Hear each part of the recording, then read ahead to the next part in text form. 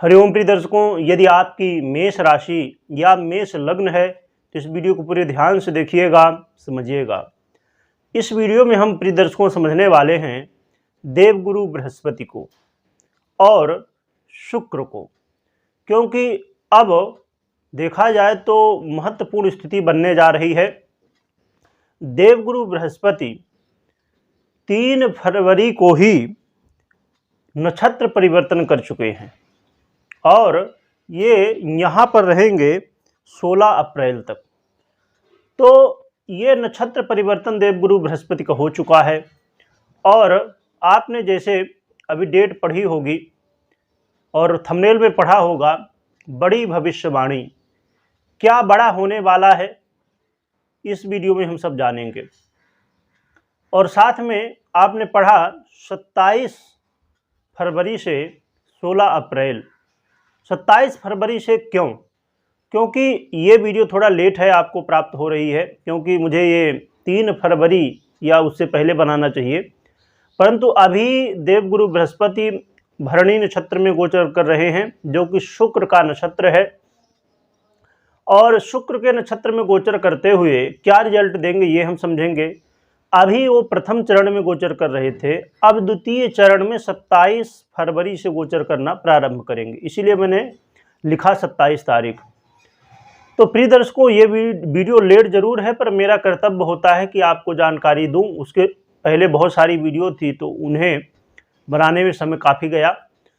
तो आइए अब हम समझते हैं कि ये भरणी नक्षत्र में गोचर करते हुए क्या रिजल्ट देवगुरु बृहस्पति आपको देने वाले हैं, क्योंकि ये बहुत कहा जाए तो बहुत महत्वपूर्ण नक्षत्र है। वैसे तो देखा जाए तो ये शुक्र का नक्षत्र है भरणी, तो देवगुरु बृहस्पति और शुक्र आपस में शत्रु हैं, परंतु ये आपके धनेश द्वितीय भाव के अधिपति जो होते हैं शुक्र महाराज, उनके और सप्तम भाव के अधिपति, तो ये आपके धनेश और साथ में व्यापार भाव के, दाम्पत्य भाव के अधिपति ग्रह हैं। बहुत महत्वपूर्ण ग्रह हैं और ये शुक्र का नक्षत्र, क्योंकि हर व्यक्ति चाहता है अपने जीवन में लग्जरी लाइफ जीना। हर व्यक्ति चाहता है कि घर में अच्छा माहौल रहे, वाद विवाद की स्थिति ना बने, धन की स्थिति बहुत मजबूत रहे, हमारे जीवन में हम जो भी काम करें उसमें सफलता मिले। तो देवगुरु बृहस्पति कौन है? आपके लिए भाग्येश हैं। तो आपके भाग्येश का नक्षत्र परिवर्तन है, ये बेहद महत्वपूर्ण बात है। तो आइए समझते हैं कि ये आपको लाभ क्या देने वाले हैं और सावधानियां भी समझेंगे। पूरी वीडियो देखिएगा, क्योंकि आप लाभ तो सुन लेंगे और यदि सावधानियां नहीं सुनेंगे तो इसमें फिर दिक्कतें हो सकती हैं। आइए समझते हैं क्या बड़ी भविष्यवाणियां हैं। तो प्रिय दर्शकों, यहाँ पर देवगुरु बृहस्पति गोचर करते हुए, यदि आपके जीवन में आप व्यापारी हैं या आप जॉब ही करते हैं, तो कहीं ना कहीं आपका जो काम है वो व्यापार से ही जुड़ा है,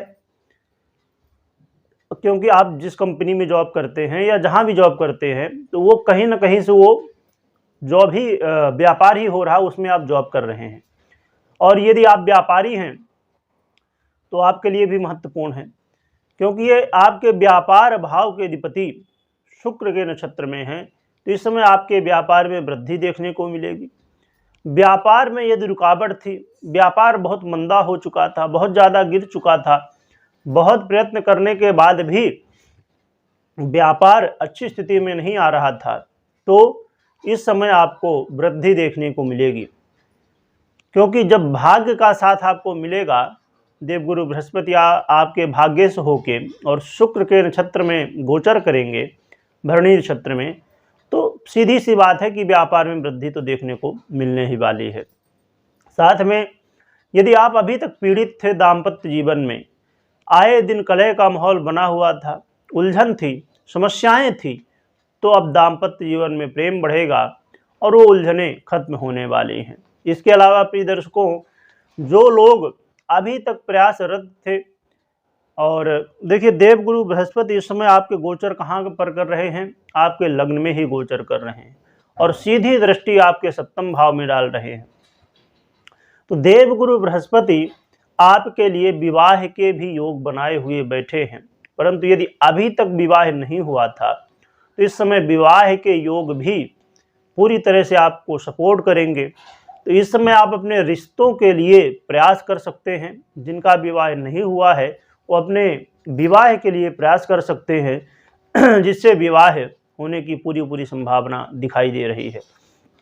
क्योंकि विवाह के लिए जितने महत्वपूर्ण देवगुरु बृहस्पति हैं उतने ही महत्वपूर्ण शुक्र हैं। और इसके अलावा जो लोग प्रयासरत थे अपने फैमिली को बढ़ाने के लिए, अर्थात संतान प्राप्ति के लिए यदि आप प्रयासरत थे तो इस समय आपको मौका मिलेगा। तो आप प्रयास कर सकते हैं संतान प्राप्ति के लिए। और विद्यार्थियों के लिए भी ये कहा जाए तो अच्छा समय है, और ख़ासकर उन लोगों के लिए भी अच्छा समय है जो लोग फिल्म इंडस्ट्री में काम करते हैं, संगीत के क्षेत्र में काम करते हैं, या ब्यूटी से संबंधित काम करते हैं या करती हैं।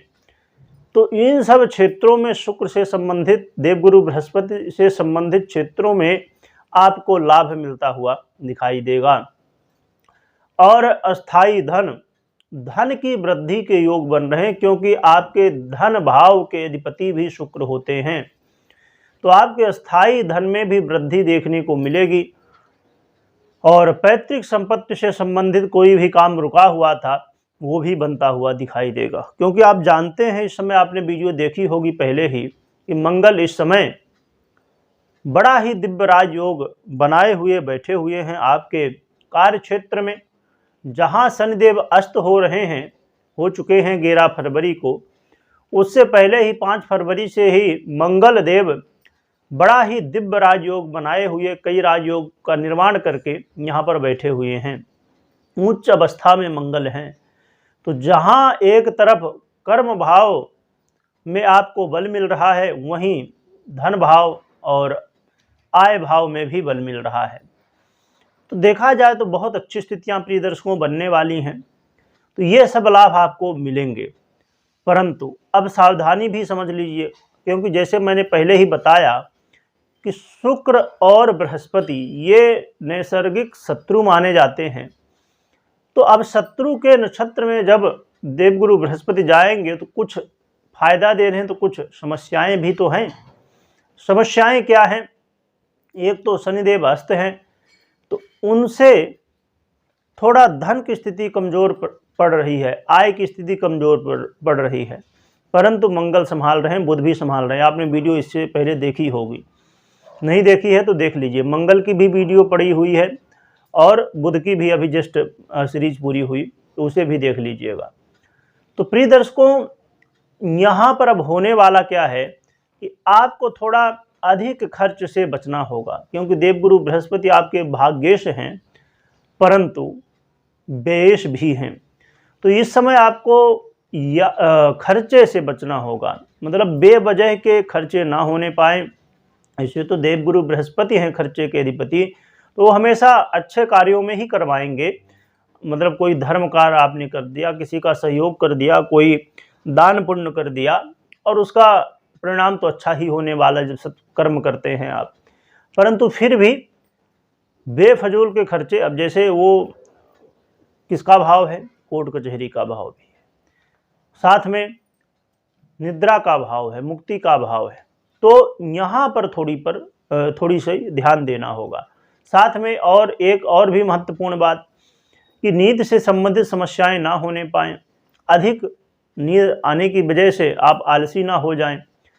साथ में अपने जीवन की ये इस समय जो दिनचर्या होगी आपकी हर दिन की, उसे बेहतर बनाइए। एक शेड्यूल बना लीजिए, एक डायरी बना लीजिए, लिख लीजिए कि क्या क्या करना है। क्योंकि ज़्यादा व्यस्तता इस समय हो सकती है, जिसकी वजह से मानसिक टेंशन भी बढ़ने की स्थिति बन सकती है। तो इसलिए आपको मानसिक टेंशन से भी बचना होगा।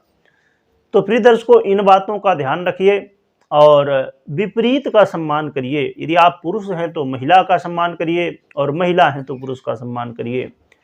और साथ में अपने जीवन में सुख तो भोगिए, क्योंकि शुक्र के नक्षत्र में देवगुरु बृहस्पति जाएंगे तो आपको सुख देंगे, परंतु उसे ऐसा नहीं कि अब जो मैं अभी बता चुका कि बेवजह के खर्च के रूप में, मतलब लग्जरी प्राप्त करने के लिए पता चला सब कुछ खत्म कर दिए, ये मत करिएगा, इस बात का ध्यान रखिएगा। अब हम उपाय की बात कर लें तो हनुमान जी की आराधना आप करिए। जितना ज़्यादा हनुमान जी की आराधना करेंगे उतना ही बेहतर रहेगा आपके लिए नक्षत्र परिवर्तन। साथ में आप अपनी कुंडली में ज़रूर चेक करिएगा कि शुक्र की क्या स्थिति है, देवगुरु बृहस्पति की क्या स्थिति है, आपके भाग्येश की क्या स्थिति है और लग्नेश की क्या स्थिति है, क्योंकि ये बेहद महत्वपूर्ण है। यदि ये कमज़ोर हैं, पीड़ित हैं, तो फिर ये रिजल्ट आपको नहीं मिलेगा या तो बहुत कम मात्रा में मिल सकता है। तो इसलिए ज़रूर चेक कर लीजिएगा, जिससे आपको फिर ये न लगे कि मैंने जो बताया तो वो घटित नहीं हुआ, क्योंकि यदि ये कमज़ोर होंगे तो फिर घटित नहीं होगा। वीडियो देखने के लिए बहुत बहुत धन्यवाद।